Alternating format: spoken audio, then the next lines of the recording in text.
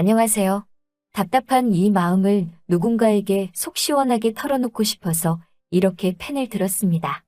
세상 살다 보면 별의별 일이 다 있다고 하더니만 제가 이런 이야기의 주인공이 될 줄은 몰랐습니다. 친구 이야기다 생각하고 들어주세요. 저는 현재 식당을 운영하고 있는 50대 여자입니다. 이제 30 좀 넘은 딸이 하나 있어요. 제가 마음으로 낳은 딸이지요. 딸은 이 사실을 아직 모르고 숨길 수만 있다면 끝까지 숨기려고 했는데 이제 곧 알려야 할 순간이 온 것 같습니다. 딸의 친엄마는 제가 장언니라고 부르던 사람이에요. 지금은 세상에 없지만 장언니는 저에게 친언니와도 같은 존재였어요. 제 이야기를 조금 더 해야겠네요. 저는 시골의 가난한 집 7남매 중 셋째로 태어났어요. 입 하나 덜기 위해서 어머니는 제 나이 16에 서울 외삼촌 집에 저를 보내셨습니다. 그 집에서 저는 사촌 동생을 돌보고 밥도 짓고 빨래도 하고 식모처럼 살았어요. 하지만 외숙모의 구박에 못 이겨 결국 그 집을 떠났습니다.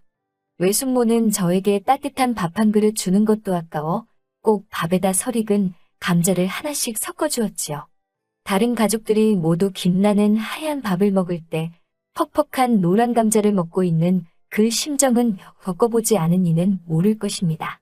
아무튼 그렇게 집을 나오기는 했는데 주머니에는 돈도 별로 없고 갈 곳도 마땅치 않았습니다. 결국 외삼촌께 사정하여 고향집으로 돌아갔습니다. 하지만 어머니나 아버지 그 누구 하나 저를 반기지 않더라고요. 결국 저는 다시 서울로 올라왔고 그 이후로 가족들과 연락을 끊고 지내게 되었습니다.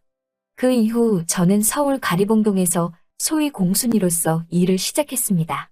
오로지 언젠가 못다한 배움을 끝마치겠다는 생각으로 악착같이 돈을 모으며 꼭두 새벽부터 일어나 늦은 밤까지 파김치가 되도록 일했습니다.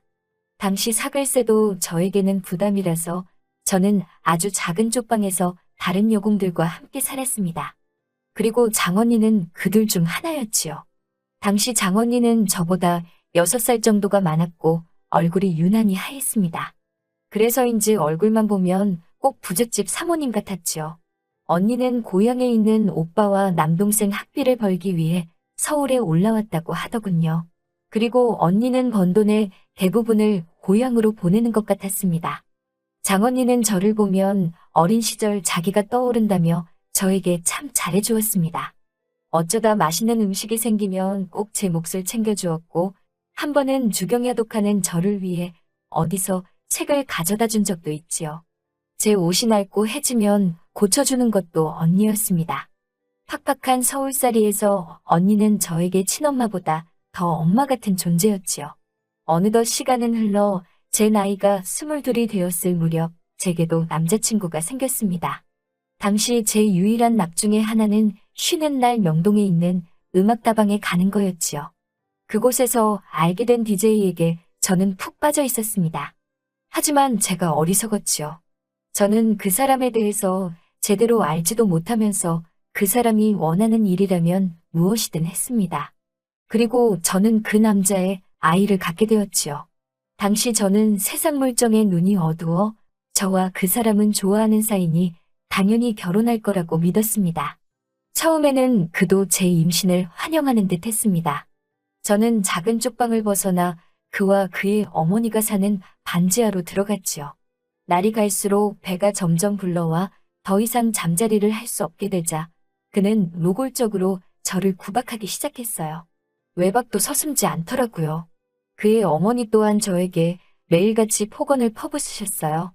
결혼도 안 한 여자가 임신이라면서 툭하면 남의 애를 뵌 거 아니냐고 하셨지요. 남산만한 배를 붙잡고 밥상을 차려내면 걷어차기도 일쑤였습니다. 이듬해 봄 저는 아들을 낳았습니다. 승호라는 이름이었지요. 그와 꼭 닮은 짙은 눈썹에 약간 까무잡잡한 우리 아기는 처음 만난 순간부터 우렁차게 울어대더라고요. 그도 어머님도 정말 기뻐했어요. 하지만 행복은 오래가지 못했습니다. 남편은 어느 순간부터 저에게 폭력을 행사하기 시작했어요. 처음에는 남들 눈에 보이지 않게 팔다리나 몸을 때렸는데 나중에는 얼굴도 서슴지 않더라고요. 한 번은 말 그대로 눈탱이가 밤탱이가 된 적도 있었습니다. 그럼에도 불구하고 제가 꾹 참고 살았던 이유는 아들에게는 정말 잘했거든요. 자기 핏줄에 대한 애착이 강한 사람이었어요. 제가 그렇게 살고 있을 무렵 장언니에게도 애인이 생겼더군요. 전당포를 한다는 그 사람은 인상이 후덕하고 말투가 느긋한 아저씨였어요. 그리고 얼마 지나지 않아 언니 역시 공장을 관둔다고 소식을 전해왔어요. 그러면서 언니가 저희 집 근처로 올 테니 얼굴이나 한번 보자고 하더라고요.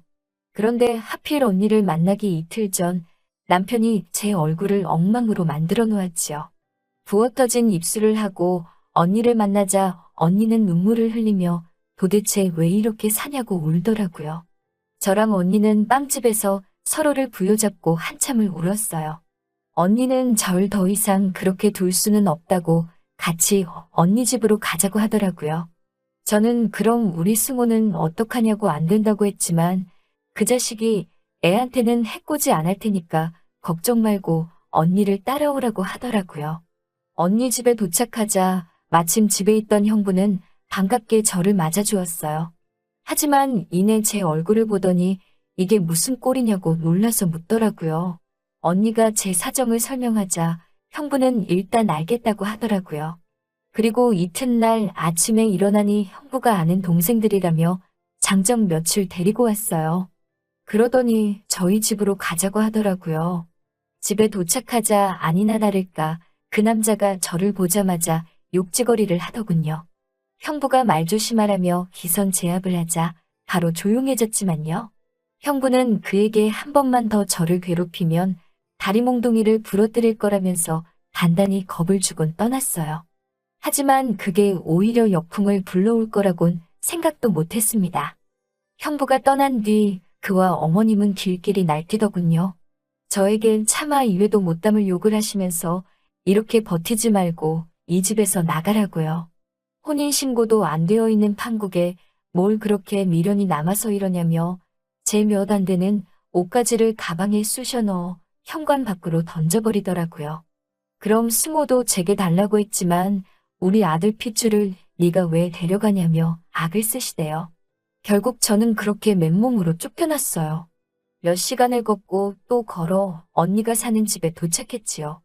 나중엔 으은이 당시 임신 중이었던 언니는 형부에게 언니가 임신한 동안만 어쨌든 수발 들어줄 사람이 필요하니까 같이 살자고 몇 번이고 부탁했다고 하더라고요.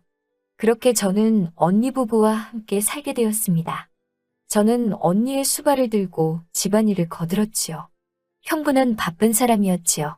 몇 날 밤을 들어오지 않을 때도 있었고 집에 왔다가 금방 다시 나가는 일도 많았네요. 아무튼 그해 겨울 언니는 딸을 낳았어요. 언니를 닮아 얼굴이 하얗고 동글동글한 아이였습니다.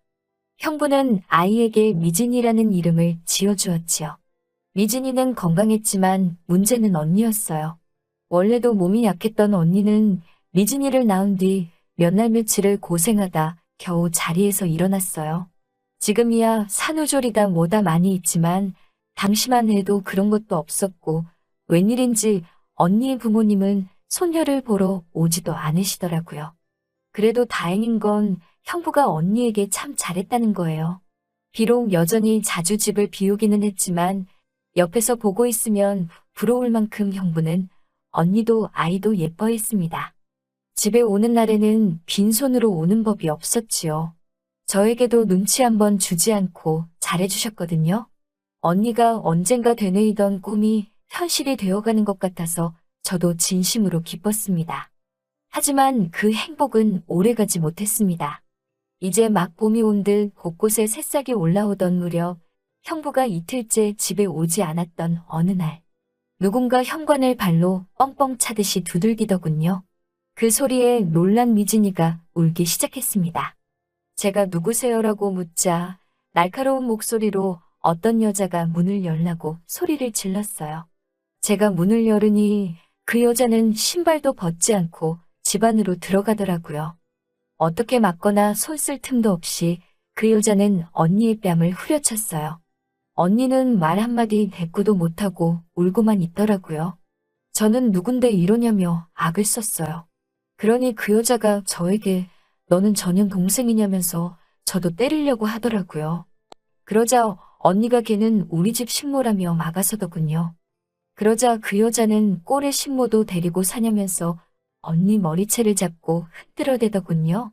그 여자는 당장 내 남편에게서 떨어지라면서 당장이라도 끌어내서 요절을 내고 싶지만 우리 양반이 하도 난리를 쳐서 이 정도로 하고 끝내는 줄 알라고 하더라고요. 언니는 끝까지 제대로 말 한마디 못하더라고요. 나중에서야 알았습니다. 그 사람 좋은 형부는 사실 유부남이었어요. 그리고 그 형부에게는 제법 큰 딸도 있었지요. 정언니는 그 모든 사실을 알면서도 형부와 살림을 차린 거였어요. 제가 왜 그랬냐고 언니에게 울면서 묻자 언니가 가족들에게 돈만 보내면서 사는 자기 인생이 너무 한심하고 슬펐다고 하더라고요. 그런 와중에 형부가 나타나 언니에게 너무 잘해주었대요. 그래서 언니도 자기의 모든 것을 형부에게 주었다고 하더라고요.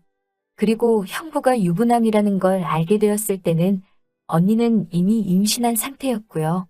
형부는 언니가 아들만 낳으면 바로 이혼하고 언니랑 결혼식을 올리겠다고 했는데 언니가 딸을 낳은 거지요. 폭풍 같은 시간이 지나가고 그 이후로 며칠이 흘렀지만 형부는 집에 오지 않았어요. 당연히 생활비도 주지 않았고요. 생활은 자연스레 공공해지기 시작했습니다.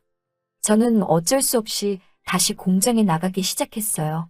그리고 어느 날 집에 돌아왔는데 저는 믿을 수 없는 광경을 보고야 말았습니다. 마치 도둑이라도 든 것처럼 쑥대밭이 되어버린 집 한가운데는 언니가 남긴 편지 한 통이 있었어요. 세상살이가 힘들다며 미진이는 보육원에 맡길 테니 가끔 시간 되면 찾아가 달라는 내용이었지요. 저는 미친 여자처럼 동네를 뒤지며 언니와 미진이의 흔적을 찾았지만 그 어디에서도 발견할 수 없었어요. 저는 마지막 희망을 가지고 언니가 적어놓은 보육원을 찾아갔습니다. 그리고 그곳에서 다행히 미진이를 만날 수 있었어요. 보육원의 사정을 설명하고 미진이를 데리고 나왔습니다. 그리고 제일 먼저 전당포로 향했지요. 전당포에는 모르는 사람이 있었어요. 얼마 전 주인이 바뀌었다는 말에 혹시 어디로 갔는지 모르시냐 물었지만 어떤 정보도 알아낼 수 없었습니다. 미진이의 얼굴을 물끄러미 바라보니 승호 생각도 나고 눈물만 주룩주룩 나더라고요. 그렇게 미진이는 제 딸이 되었습니다. 미진이를 키우는 동안 우리 승호는 어떻게 크고 있을까라는 생각에 늘 가슴 한켠이 시리고 아팠습니다. 저를 쫓아낸 직후 뒷모습이라도 보려고 찾아갔었지만 이미 그와 그의 어머니는 승호를 데리고 어디론가 이사를 가버렸더군요. 여자 혼자의 몸으로 미진이를 키우는 일은 쉽지 않았습니다. 저는 언젠가 다시 시작할 공부를 위해 16부터 길을 쓰고 모아두었던 돈을 다 털어 작은 식당을 열었습니다. 식당에 딸린 방에서 아이를 먹이고 키우며 하루도 쉬지 않고 장사를 했어요. 처음에는 어린 여자가 하는 식당이라고 이상한 소문도 참 많이 났었지요. 하지만 한 곳에서 초심을 잃지 않고 열심히 하니 결국 주변에서들 알아주더라고요. 요즘에는 분점 내실 생각 없냐면서 전화도 종종 와요. 미진이가 초등학교에 들어가고 얼마 지나지 않았을 무렵 저에게 자기는 왜 아빠가 없냐고 묻더라고요. 그런 미진이에게 저는 거짓말을 할 수밖에 없었지요. 영리한 미진이는 제 거짓말을 눈치라도 챈 듯 그날 이후로 2번 다시 아빠에 대해서 묻지 않더라고요. 그리고 사춘기가 왔을 무렵 자기는 왜 저와 닮은 곳이 하나도 없냐고 묻더라고요. 그런 질문들을 들을 때마다 정언니나 형부에 대한 원망보다는 아이를 납득시킬 만한 대답을 못하는 제 자신이 미웠습니다. 미진이는 중고등학교를 다닐 때는 전교 10등 안에 들 만큼 성적도 좋았어요. 그런 모습을 볼 때마다 대견하고 고맙고 정언니 생각이 많이 났어요. 그리고 우리 승호 생각도 많이 났지요. 한 번은 딸이 자기는 엄마 없이는 못 산다며 고맙다고 하는데 눈물이 어찌나 나던지요. 미진이는 현재 서울에 있는 명문대를 졸업하고는 이름만 들어도 다 아실 만한 큰 기업에서 경제연구원으로 일하고 있어요. 제가 살면서 제일 잘한 일이 무엇냐고 물으면 우리 미진이를 키운 일이라고 말할 수 있을 만큼 제 자랑이고 보물 같은 존재입니다. 그런 미진이가 얼마 전 결혼할 사람이 생겼다고 저에게 말하더라고요. 어떤 사람이냐는 제 질문에 남자답고 자상한 사람이라고 하더라고요. 시청 공무원이라면서 지금은 할머니랑 둘이 산다고 덧붙이더라고요. 그리고 며칠 전 상견례를 하게 되었습니다. 저와 딸 그리고 사위 될 사람과 시할머니 이렇게 넷이 모이는 조촐한 자리였지요. 딸이 사준 연분홍 투피스를 입고 먼저 도착해 앉아 있었습니다. 약간 상기된 표정의 미진이를 보고 있으니 남주길 너무 아까울 만큼 곱고 예쁘더라고요. 10분쯤 지났을 무렵 문이 열리면서 허리 굽은 할머니 한 분과 훤칠한 총각이 들어오더군요. 그때부터 왜인지 제 심장은 당장 밖으로 튀어나올 듯이 쿵쾅거리기 시작했습니다. 왜 이러지라는 생각을 하기도 전에 그 두 사람이 너무 낯익다는 걸 알아차렸습니다. 저는 치맛단을 움켜쥐곤 떨리는 목소리를 감추며 인사를 나눴지요. 가는 귀가 먹었다는 할머니는 눈도 좋지 않으시다고 하더군요. 그래서인지 저를 몰라보는 것 같았습니다. 그저 우리 손주를 잘 부탁드린다는 말만 몇 번이고 반복하셨어요. 그 시절 저를 내쫓던 어머님을 생각하면 미운 마음이 들 법도 한데 그런 생각은 전혀 들지 않더라고요. 그저 내 아들 승호를 이렇게 잘 키워줘서 고마운 마음이었지요. 엄마 여기는 내 남자친구 승호 씨예요. 라고 소개하는 딸의 목소리에 제 심장은 발끝까지 추락하는 것 같았어요. 안녕하세요 어머님 박승호입니다. 잘 부탁드립니다라고 씩씩하게 소개하는 그를 쳐다보았어요. 코로 들어가는지 입으로 들어가는지 알 수 없는 식사를 하면서 저는 슬쩍슬쩍 그동안 궁금했던 것들을 조금씩 물어봤어요. 부모님은 어쩐 일로 오라고 묻자 어머니는 집을 나가셨고 아버지는 얼마 전에 지병으로 돌아가셨습니다라고 말하더라고요. 어머니를 원망하냐고 묻자 그런 순간도 있었지만 사정이 있으셨을 거라고 믿는다고 하는군요. 속 깊은 승호의 대답에 저는 큰 위안과 위로를 받은 느낌이었어요. 당장 무릎이라도 꿇고 승호에게 난 널 버린 게 아니라고 말해주고 싶었어요. 터져나오는 눈물을 억누를 수가 없었고 그런 저를 보며 미진이와 승호는 영문을 모르겠다는 표정이었지요. 당연히 저는 미진이와 승호의 결혼을 찬성하고 지지하고 축복해줄 생각이에요. 하지만 제 마음속에서 두 가지 생각이 계속해서 부딪히고 있습니다. 승호 앞에 내가 너의 엄마라는 걸 밝혀야 하는지 말아야 하는지 모르겠어요. 밝히게 된다면 자연히 미진이에게도 친엄마에 대해서 말해주어야겠지요. 그렇지만 이 모든 걸 아이들이 감당할 수 있을까요? 괜히 아이들에게 큰 상처만 주는 건 아닌지 모르겠습니다. 그래서 일단은 아이들에게 아무것도 밝히지 않으려고 해요.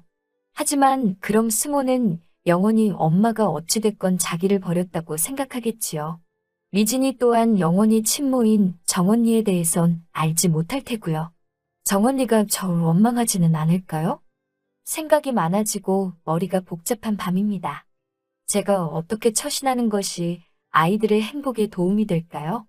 긴 사연 들어주셔서 감사합니다.